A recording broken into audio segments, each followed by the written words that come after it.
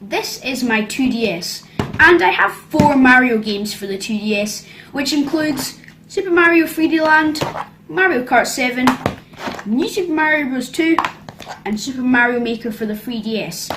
Now, if you're watching this video, I'm reviewing Super Mario 3D Land, and I actually really like the game, just saying, and I think that it would be fun for me to review all of these games since I love them all so much. So, Super Mario 3D Land is the first DS game that I'm going to be reviewing, and then it'll be Mario Kart 7, New Super Mario Bros. 2, and finally Super Mario Maker. So I hope you enjoy this review on Super Mario 3D Land, and I will see you later, possibly for some more reviews. Enjoy the video. I can still remember the day when I 100% complete Mario 3D Land, and well, it was pretty fun, but also really time consuming. So I thought, since I'm probably never really going to return to the game and play through it again, I thought I would just say goodbye to it by giving it a review, you know, just to send it off in peace. So let's get right into it. Is this game worth it or not? Let's have a look. First of all, the second I started playing, I was actually really surprised with the controls, and there definitely is a lot of fun to be had in this game. But unfortunately, many people have listed this game under the terrible Mario titles, saying that it was a failure compared to its sequel, 3D World. And I kind of agree that 3D World has a better type of gameplay style, but I haven't actually played the game, and I'm not gonna lie, I really want to. So today we're going to have a good hard look at Super Mario 3D Land and see why people think it's a failure compared to 3D World. And already off the bat I can see that there is one problem. It's not really 3D enough. You can tell that it is 3D because you can move around in tons of different directions, but it's just really cramped.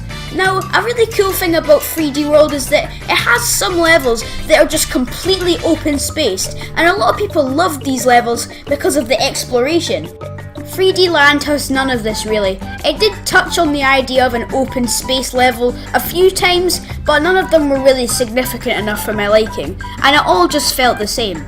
Although it is disappointing that they didn't have variety when it comes to levels, I did enjoy a lot of other things in the game, so let's go into positives for a bit.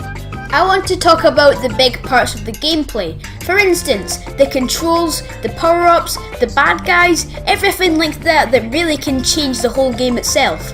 First of all, this game doesn't have too many power-ups, but it introduces a really cool one that I like a lot. And that is the boomerang flower. Now this may be a slightly odd power-up, but I think that it's really cool and it fits the game very well, especially with the small but not too small 3D environment. It's also very useful and very helpful against enemies, especially since if you miss the first time, the boomerang will come back to you, giving it another chance to attack your enemy. It can also collect coins, which is pretty awesome as well.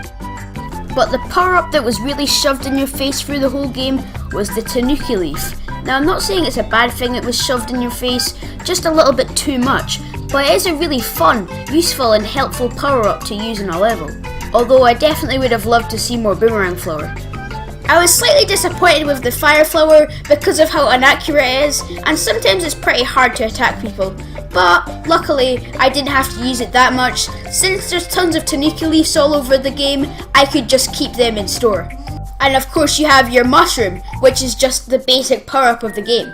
Now there are 2 less popular power-ups that are in the game, but you can only access them after you beat the game, so we'll talk about that later in the video.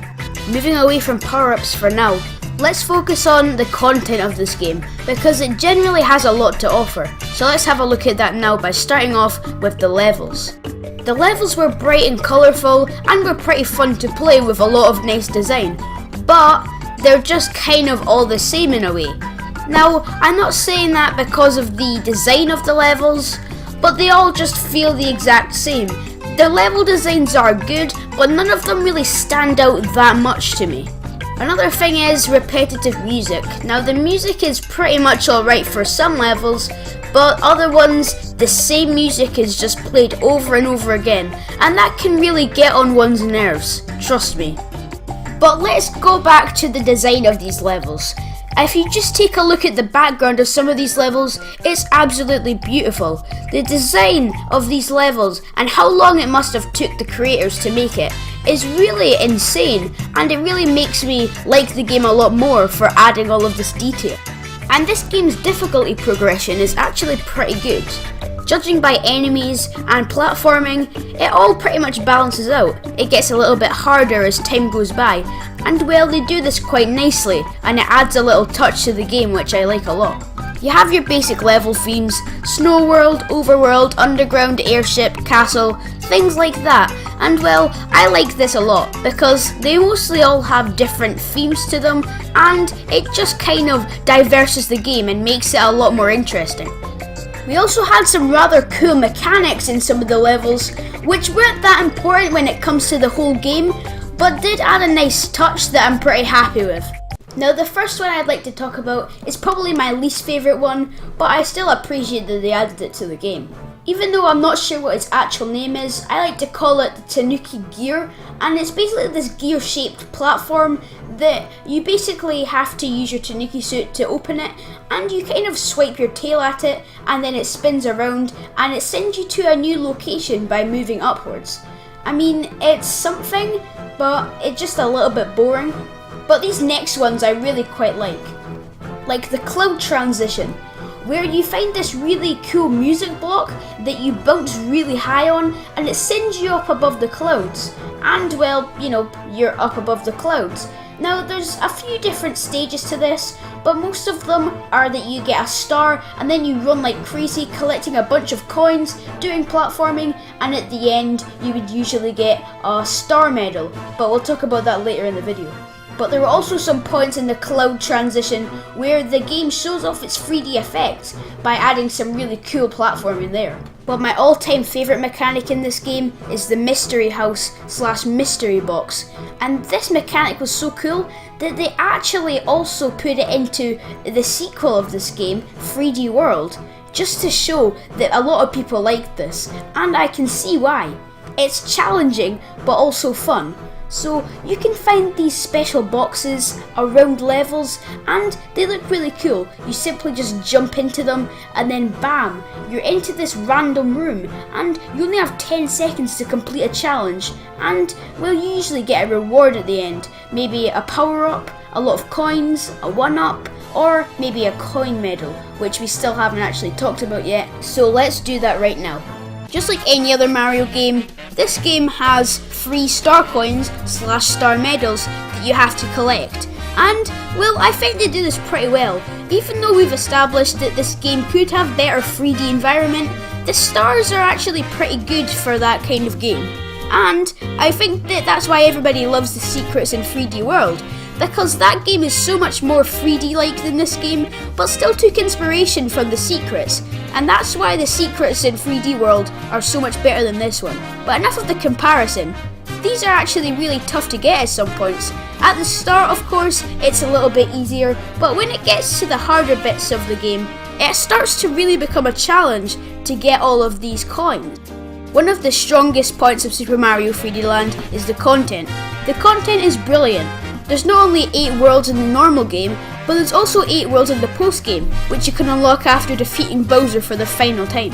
Now, I have a few problems with the post-game, but overall it's pretty good. But let's have a look at some of the cons. Now, of course, I don't want to sound that nitpicky and ungrateful, because they didn't really need to add a post-game, but they did anyway, so I'm very grateful for that. But some problems with this is that they kind of reuse levels, and they do this quite a lot. There's about half of the levels in the post-game that are completely new, and obviously that's pretty great, but the other 50% of the levels are reused. And by reused, I mean literally the same as the ones from the original game, except changed up a little bit in terms of enemies. And I would rather have less levels, but them all being unique, than more levels and them all just being recycled, you know? Like, that's kind of rubbish. But I mean, I can't really complain, because it's more content for me, yay! But some good things did come with the post-game. They make it more challenging and also more fun. For instance, back when we were talking about power-ups, I said that there was 2 that you unlock in and they are the poison mushroom and the special Tanuki leaf, I don't really know what it's called, I apologise. The special Tanuki leaf basically gives you the same suit, but you get a red bandana around your neck, which is pretty cool, I guess. And if you press the button that you usually use to crouch, you will turn into the stone Tanuki Mario from the older games. Now that's a lot of nostalgia to take in. And as I said, the poison mushroom. Now this isn't actually too fun, it's actually a little bit annoying. Because in some of the recycled levels, when you think that there's going to be a power up in the item box, bam, out comes the poison mushroom, ready to attack you. Because you suck, poison mushroom, I hate you. But the best gift we could have ever been given in Mario 3D Land's post-game, Luigi. Unfortunately, Luigi's moveset is identical to Mario's, which is a little bit rubbish. But at least his Tanuki power-up looks different. Also in the post-game, Bowser gets replaced by his evil skeleton alter ego, Dry Bowser. And I have to say, nothing different in the moveset, but still, nice design, I dig it. We're going to quickly talk about the boss fights now, and then we're going to end the video. So the boss fights were kind of average. They were okay and they were a bit challenging at some points, but if we're not including Dry Bowser, there's only 3 bosses that you actually fight throughout the entire game, and then they're just reused and reused over and over again. This is really rubbish and not unique at all. Not cool, Nintendo, not cool. This is the end of today's video. I hope you guys enjoyed. Make sure to hit the like button if you enjoyed the video and subscribe if you haven't already. And I'll see you in the next video. Goodbye.